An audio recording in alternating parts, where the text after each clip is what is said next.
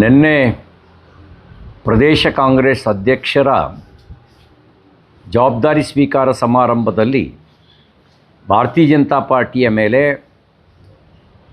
ಹಲವು ರೀತಿಯ ಆಪಾದನೆಗಳನ್ನು ಕಾಂಗ್ರೆಸ್ ಮುಖಂಡರುಗಳು ಮಾನ್ಯ ಶ್ರೀ ಮಲ್ಲಿಕಾರ್ಜುನ್ ಖರ್ಗೆ ಅವರು, ಮಾನ್ಯ ಶ್ರೀ ಮಾಜಿ ಮುಖ್ಯಮಂತ್ರಿ ಸಿದ್ದರಾಮಯ್ಯನವರು ಹಾಗೂ ನೂತನ ಅಧ್ಯಕ್ಷರಾದಂಥ BK ಹರಿಪ್ರಸಾದ್ ಅವರು ಮಾಡಿದ್ದಾರೆ.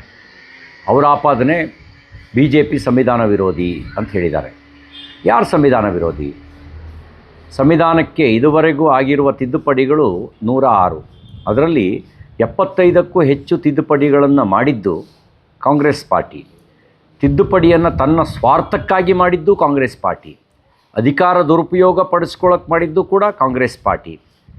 ತುರ್ತು ಪರಿಸ್ಥಿತಿ ಹೇರಿ ಪ್ರಜಾಪ್ರಭುತ್ವದ ಕತ್ತು ಹಿಸುಕಿ ಸಂವಿಧಾನದಲ್ಲಿ ಕೊಟ್ಟಂಥ ಮೂಲಭೂತ ಹಕ್ಕುಗಳನ್ನೇ ಮೊಟಕುಗೊಳಿಸಿ ವಿಪಕ್ಷದ ನಾಯಕರುಗಳನ್ನು ಜೈಲಿಗೆ ಇಟ್ಟಿದ್ದು ಕಾಂಗ್ರೆಸ್ ಪಾರ್ಟಿ.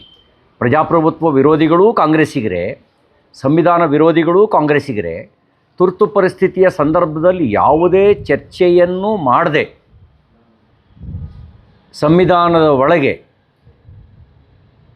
ಸಮಾಜವಾದಿ ಮತ್ತು ಜಾತ್ಯತೀತ ಅನ್ನುವ ಪದವನ್ನು ತುರುಕಿದ್ದು ಕಾಂಗ್ರೆಸ್ ಪಾರ್ಟಿ.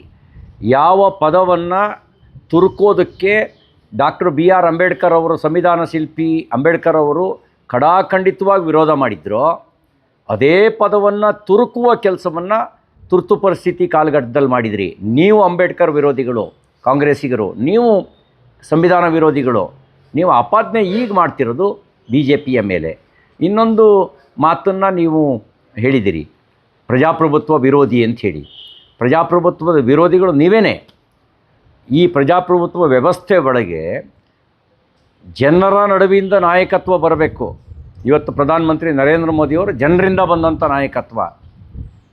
ನಿಮ್ಮ ರಾಹುಲ್ ಗಾಂಧಿ ಜನರಿಂದ ಬಂದ ನಾಯಕತ್ವನಾ? ಅದು ಡೈನಾಸ್ಟಿ ಪಾಲಿಟಿಕ್ಸು, ವಂಶಪಾರಂಪರ್ಯ ನಾಯಕತ್ವ.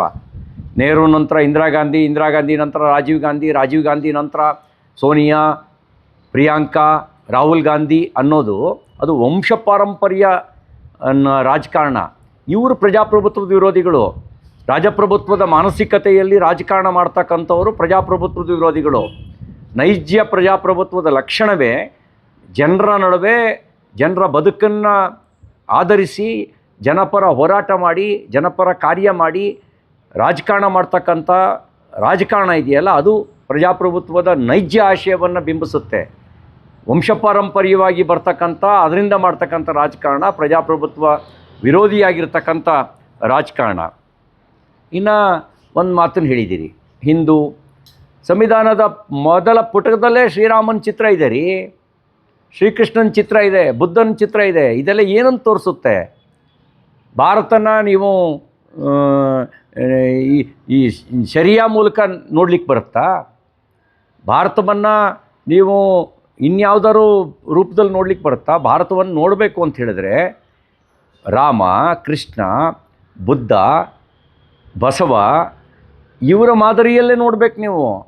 ಇವರೆಲ್ಲರ ದರ್ಶನಗಳಲ್ಲೇ ಅದರಲ್ಲಿ ಸರ್ವಪಂಥ ಸಮಭಾವ ಇದೆ. ಭಾರತೀಯ ಚಿಂತನೆಗಳಲ್ಲೇ ಸರ್ವಪಂಥ ಸಮಭಾವ ಇದೆ. ಇದನ್ನೇ ಹಿಂದುತ್ವ ಅಂತ supreme court way of life ಅಂತ ಹೇಳಿದೆ.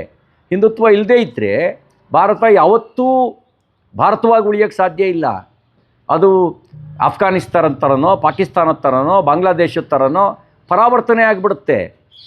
ಆ ಪರಿವರ್ತನೆ ಆಗಬಾರ್ದು ಅನ್ನೋದೇ ನಮ್ಮ ಆಶಯ. ಅದಕ್ಕಾಗಿಯೇ ನಾವು ಅಭಿವೃದ್ಧಿಯ ಜೊತೆಗೆ ಬಡವರ ಕಲ್ಯಾಣದ ಜೊತೆಗೆ ಭಾರತವಾಗಿ ಉಳಿಬೇಕು ಅನ್ನೋ ಕಾರಣಕ್ಕೆ ಭಾರತೀಯ ಜನತಾ ಪಾರ್ಟಿ, ರಾಷ್ಟ್ರೀಯ ಸ್ವಯಂ ಸೇವಕ ಸಂಘ ಸಾರ್ವಜನಿಕರ ನಡುವೆ, ಜನರ ನಡುವೆ ಕೆಲಸ ಮಾಡ್ತಾಯಿದೆ. ನಿಮ್ಮ ಉದ್ದೇಶ ಏನು? ನಿಮ್ಮ ಉದ್ದೇಶ ಈ ಭಾರತವನ್ನು ಏನು ಮಾಡಬೇಕು ಅಂತ ಹೊರಟಿದ್ದೀರಿ? ಶರಿಯಾ ಕ್ಯಾಪಿಟಲ್ ಮಾಡಬೇಕು ಅಂತ ಹೊರಟಿದ್ದೀರಾ?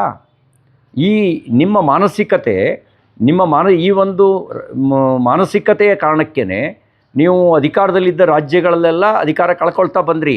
ಹಿಂದೂ ವಿರೋಧಿಯ ಮಾನಸಿಕತೆಯ ಕಾರಣಕ್ಕೋಸ್ಕರನೇ ಅಧಿಕಾರ ಇದ್ದ ರಾಜ್ಯಗಳಲ್ಲಿ ಅಧಿಕಾರವನ್ನು ಕಳ್ಕೊಳ್ತಾ ಬಂದ್ರಿ ಒಂದೊಂದೇ ರಾಜ್ಯಗಳಲ್ಲಿ.